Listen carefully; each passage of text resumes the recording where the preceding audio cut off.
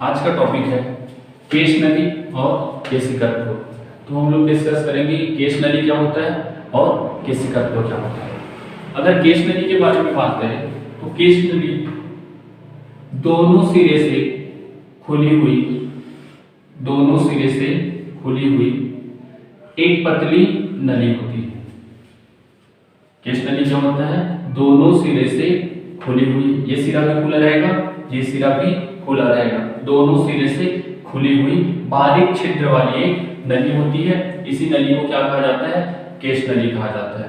तो जब इस केश नली को किसी पात्र में रखे द्रव में डुबाया जाएगा, इस केश नली को जैसे हम लोग किसी पात्र में रखे द्रव में डुबा देते हैं तो हम लोग ये देखते हैं कि जो द्रव है वो केश नली के ऊपर चढ़ने लगता है या फिर नीचे दबने लगता है।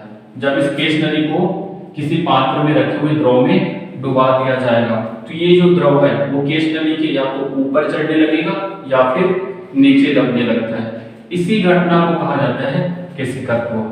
केश नली में द्रव के ऊपर चढ़ने की घटना या नीचे आने की घटना को क्या कहते हैं? केशिकत्व। तो केश नली क्या होता है?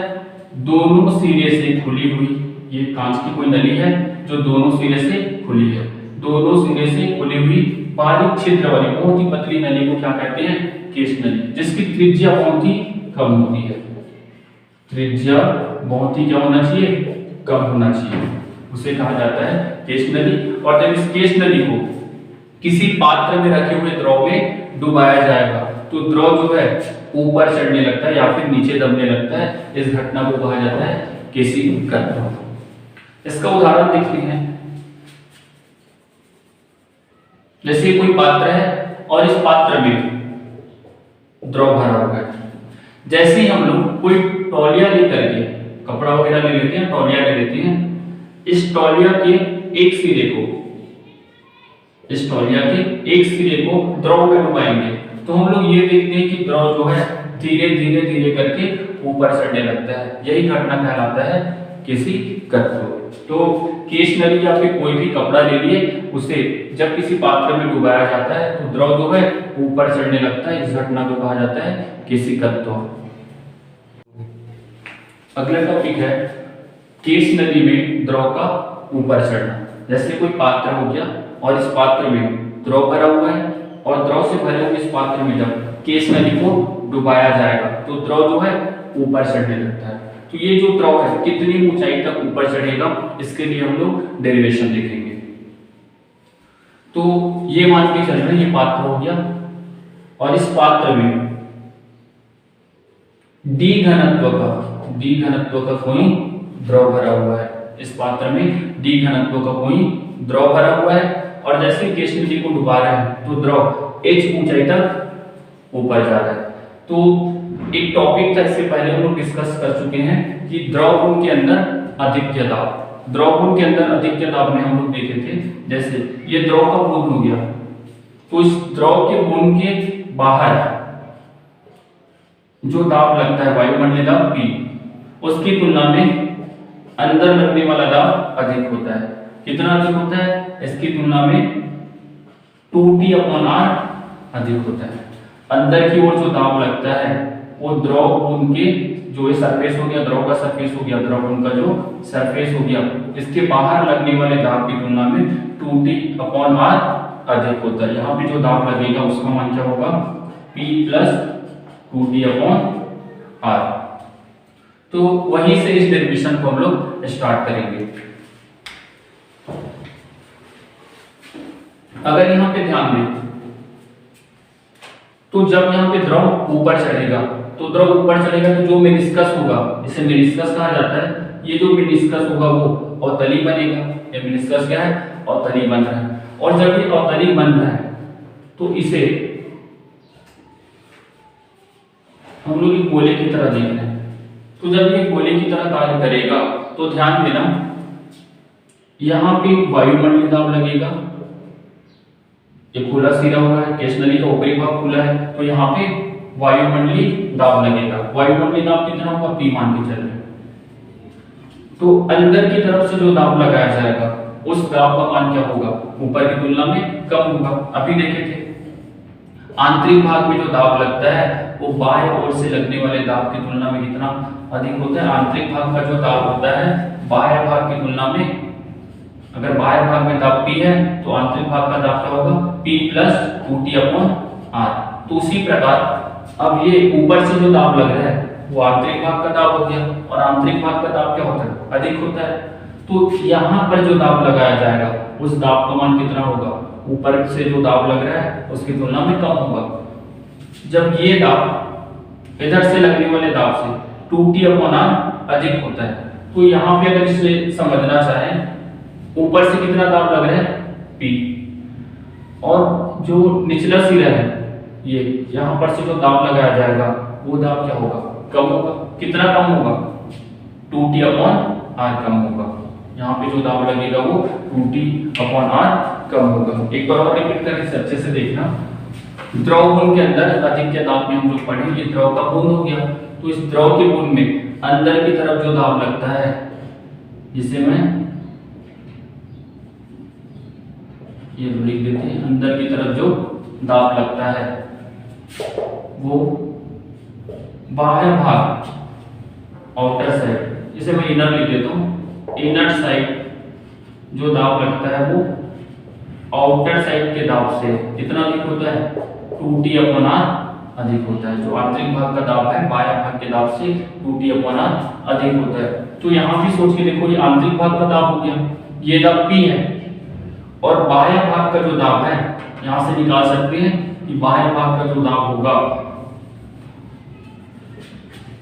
आउटर साइड का जो दाब होगा वो इनर साइड के दाब से, ये 2T/R इधर आके माइनस हो जाएगा, 2T/R कम होगा। आउटर साइड का जो दाब होगा वो आंतरिक भाग के दाब से कितना कम होगा, 2T/R कम होगा। मतलब यहाँ पे जो दाब लग रहा होगा वो दाब ऊपर की ओर लगने वाले दाब से कितना कम होगा, 2T/R कम होगा।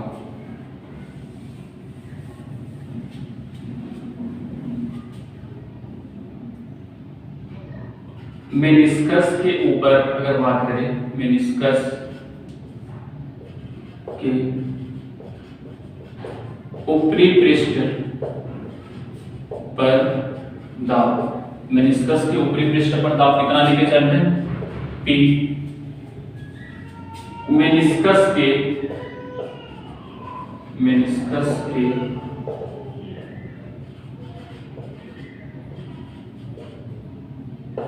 निचली पृष्ठ पर, नीचे की ओर पृष्ठ पर दाब कितना होगा, ऊपर अगर दाब P है तो यहाँ पे दाब कम होगा। कितना कम होगा, 2T/R। तो यहाँ पर दाब हो जाएगा P माइनस 2T/R। और जब हम लोग इस केश नली के अंदर नीचे की ओर आएंगे, जैसे एच गहराई ऊपर चला गया तो एच गहराई तक नीचे की ओर आएंगे, केश नली के अंदर एच गहराई तक जब हम लोग नीचे की ओर आएंगे, इस स्थान पर एच गहराई आ गया जिसे मैं शो कर रहा हूँ B से, तो इस स्थान B पर द्रव के अंदर जैसे हम लोग अंदर जाते रहेंगे, द्रव के अंदर जैसे हम लोग जाते हैं तो हमें पता है जो दाब है वो बढ़ने लगता है। दाब कितना बढ़ता है, जैसे ये कोई पात्र है, इसमें द्रव भरा है, तो यहाँ पे दाब यदि B है तो इसके अंदर H गहराई पर जाने पर दाब कितना बढ़ता है, HdG बढ़ता है। द्रव की सरफेस से, द्रव की सतह से अगर अंदर की ओर H गहराई पर जाया जाए तो दाब कितना बढ़ता है, HdG। दाब में क्या होगा, वृद्धि होगा, तो दाब में वृद्धि हो जाएगा HdG। तो उसी प्रकार ये जो मेनिस्कस हो गया, तो मेनिस्कस के ऊपर की तरफ दाब लग रहा है P, नीचे की तरफ दाब लग रहा है P माइनस 2T/R। जब हम लोग एच गहराई नीचे आ जाएंगे, जो बिंदु P स्थित है वहीं पर आ जाएंगे, तो बिंदु B पर दाब कितना होगा, बिंदु B पर दाब कितना होगा, एच गहराई पर जाने पर दाब बढ़ेगा। तो मेनिस्कस के नीचे दाब था P माइनस 2T/R और एच गहराई पर जाने पर दाब बढ़ता है, कितना बढ़ेगा दाब, HdG। तो दाब में वृद्धि हो जाएगा HdG। तो बिंदु बी पर दाब कितना हो गया, एच डी जी बढ़ गया, तो टोटल दाब हो जाएगा P minus 2T/R plus H D G. अब इसी सतह पर एक और बिंदु ले रहे हैं, जो द्रव का पृष्ठ है वहां पे एक और बिंदु ले लेंगे, एक बिंदु ए की कल्पना कर रहे हैं, यहाँ पे एक और बिंदु ले लेते हैं। बिंदु बी पर दाब बराबर कितना हो जाएगा, P minus 2T/R plus H D G, जिसे देते हैं समीकरण 1। अब क्या कर रहे हैं, जो द्रव का स्वतंत्र पृष्ठ है, ये द्रव का स्वतंत्र पृष्ठ हो गया, इस पर एक बिंदु ए की कल्पना कर रहे हैं। तो बिंदु ए पर भी वायुमंडलीय दाब P ही कार्य करेगा, ये भी खुला स्थान था, यहाँ भी P कार्यरत है, ये भी खुला स्थान है, इस बिंदु ए पर भी जो दाब लगेगा वो कितना होगा, P होगा। तो इसी को लिख रहे हैं, द्रव के पृष्ठ पर एक बिंदु ए की कल्पना किए जिस पर कार्यरत दाब P है। यदि ए और बी एक ही क्षैतिज रेखा पर स्थित है, यदि ए और बी एक ही क्षैतिज रेखा पर स्थित है, तो इन दोनों पर दाब का मान क्या होगा, समान होगा। यदि ए और बी एक ही क्षैतिज रेखा पर स्थित है तो बिंदु ए और बी पर कार्यरत दाब समान होगा। तो ध्यान रखना, जब भी कोई बिंदु द्रव के पृष्ठ पर एक ही क्षैतिज रेखा पर स्थित हो तो उस पर लगने वाला दाब का मान क्या होता है, समान होता है। एक ही क्षैतिज रेखा पर स्थित इन्हीं भी दो बिंदुओं के बीच लगने वाला दाब का मान क्या होता है, समान होता है। और ए पर जो दाब कार्य करेगा वो वायुमंडलीय दाब P होगा, तो B पर भी कार्यरत दाब का मान कितना होगा, P ही होगा। अतः बिंदु B पर दाब का मान कितना होगा, P होगा। इसे दे देते हैं समीकरण 2। अब कई लोग के मन में ये डाउट होगा कि ऊपर जो दाब है वो P था, यहाँ पे मेनिस्कस के ऊपर दाब P था, फिर नीचे आ गया तो दाब क्या था, P माइनस 2T/R। तो ये सोचना, पहले P था दाब, नीचे आने पर दाब क्या था, घट गया, 2T/R कम हो गया। लेकिन गहराई पर जाएंगे तो दाब बढ़ेगा, तो गहराई पर जाने से दाब बढ़ गया, तो फिर से वो किसके बराबर हो जाएगा, P के बराबर हो जाएगा। पहले दाब यहाँ पे P था, मेनिस्कस के ऊपर दाब P था, और नीचे दाब कितना था, थोड़ा सा कम था, 2T/R कम था। और यहां से इसके निचले भाग से, मेनिस्कस के निचले भाग से एज गहराई पर जाने पर दाब बढ़ता है, तो फिर से कितना हो जाएगा वो P। ऐसा भी तो हो सकता है, जिससे समझ में आ गया कि बिंदु B पर दाब कितना होगा, P होगा।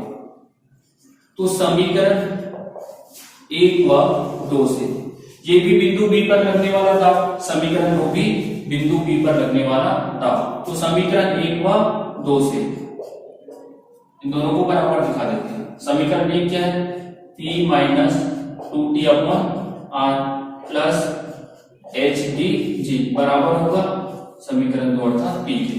तो P से P कट गया, यहां से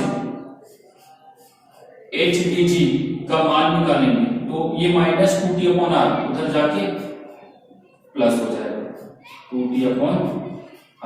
और हमें h का मान निकालना है कि द्रव जो है कितनी ऊंचाई पर ऊपर जाएगा, तो h का मान निकालना है। तो यहां से h की वैल्यू निकाल लेते हैं। यहां से जब h का मान निकालेंगे तो h इज इक्वल टू, इधर क्या है 2T/R, 2T/R dg इधर इनटू में है वो डिवाइड में हो जाएगा, जिसे दे देते हैं समीकरण 3। अब यहां पे इस चित्र को अलग से और बना के समझा रहे हैं। जैसे केश नली द्रव के अंदर डूबेगा, जैसे केश नली द्रव के अंदर डूबेगा तो हमें पता है द्रव ऊपर चलेगा, और द्रव ऊपर चलेगा इसका मेनिस्कस अवतरित, इस प्रकार का मेनिस्कस बन रहा था। तो यहां पे मेनिस्कस के बारे में बात करें तो इस प्रकार बनेगा, मेनिस्कस इस प्रकार बनेगा। तो मेनिस्कस की त्रिज्या अलग होगा और केश नली की त्रिज्या अलग होगा। यहाँ पे जो R लिख रहे हैं हम लोग, यहाँ पे जो R लिखे हैं, ये R किसकी त्रिज्या को बता रहा है, मेनिस्कस की त्रिज्या को। ये R किसको बता रहा है, मेनिस्कस की त्रिज्या को बता रहा है। जबकि केश नली की त्रिज्या क्या होगी, जो केश नली है उसकी त्रिज्या मेनिस्कस की त्रिज्या से कम होगा। तो यहां पे हम लोग यदि केश नली की त्रिज्या स्मॉल r लेके चले, माना केश नली की त्रिज्या स्मॉल आर है। मेनिस्कस की त्रिज्या बड़ा आर है, ये जो मेनिस्कस बन रहा है उसकी त्रिज्या बड़ा आर ले रहे हैं। और यहाँ पे जो केस नली है, यहाँ से देख लो, ये जो केस नली है, ये मान के चलो यहाँ से केस नली हो गया ना, यहाँ से ले लेता हूं मैं, ये त्रिज्या ये किसे बता रहा होगा, केस नली की त्रिज्या, जिसे हम लोग छोटा आर से शो कर रहे हैं। केस नली की त्रिज्या छोटा आर और मेनिस्कस की त्रिज्या क्या है, बड़ा आर। मेनिस्कस की त्रिज्या को कैसे समझेंगे, ये मेनिस्कस बन रहा है, मान के चलो ये उसका केंद्र हो गया, ये मेनिस्कस का केंद्र है, इसको मैं अच्छा ये मेनिस्कस का केंद्र हो गया। तो ये मेनिस्कस के केंद्र से परिधि को मिला तो ये मान के चलो, तो ये किसे शो कर रहा है,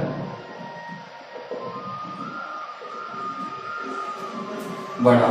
ये मेनिस्कस की त्रिज्या हो गया, ये केस नली की त्रिज्या। थोड़ा सा रचना करते हैं इस लाइन को मैं मिला। अब यहाँ पे ध्यान देना, ये कोण कितना होगा, थीटा होगा, ये कोण कितना होगा, थीटा होगा, आपको मैं नीचे में लिख रहा हूं। और इस कोण को कहा जाता है संपर्क कोण या स्पर्श कोण।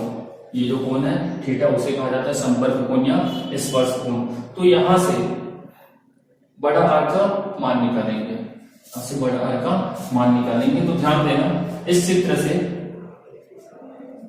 cos theta is equal to क्या जानते हैं हम लोग, आधार बटे कर्ण। तो आधार क्या होगा, छोटा और कर्ण होगा बड़ा। तो यहां से देख रहे हैं, ये छोटा आर क्या है, केस नली की त्रिज्या जो आधार का काम कर रहा है यहाँ पे, और बड़ा आर क्या है, मेनिस्कस की त्रिज्या, बड़ा आर मेनिस्कस की त्रिज्या जो कर्ण है। तो cos theta is equal to क्या जानते हैं, आधार बटे कर्ण। तो आधार है छोटा आर और कर्ण है बड़ा आर। तो यहां से बड़ा आर की वैल्यू निकाल लेते हैं। तो बड़ा आर का जब मान निकालेंगे, यही पास लिख देते हैं, बड़ा आर का मान निकालेंगे तो आर इज इक्वल टू हो जाएगा स्मॉल आर बटे ये cos थीटा। अब समीकरण 3 में इस आर की वैल्यू को रख रहे हैं। समीकरण 3 में आर का मान रखने पर, समीकरण 3 में आर का मान रखेंगे तो h इज इक्वल टू, यहां पे है 2t अपॉन आर की जगह क्या रखेंगे, ये आर का मान निकला है ना, तो आर की जगह क्या रखेंगे हम लोग,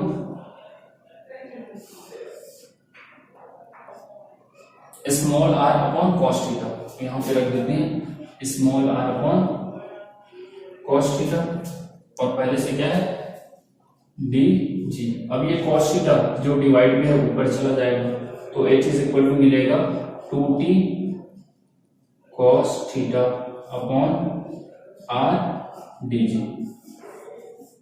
तो द्रव जो है कितना ऊंचाई तक जाएगा उसके लिए डेरिवेशन हो गया। इस डेरिवेशन में बस हमें याद रखना है कि मेनिस्कस की त्रिज्या अलग होगा और केस नली की त्रिज्या अलग होगा। यहां से क्या है, केस नली की त्रिज्या, और ये जो मेनिस्कस बन रहा है उसकी त्रिज्या ये r। तो cos theta is equal to जानते हैं आधार बटे कर्ण, यहां से निकाल लेना cos theta is equal to आधार बटे कर्ण। आधार क्या है, छोटा और कर्ण बड़ा। तो यहां से बड़ा की वैल्यू निकाल सकते हो r अपॉन cos थीटा। समीकरण 3 में वैल्यू को रख देना, डेरिवेशन कंप्लीट हो जाएगा।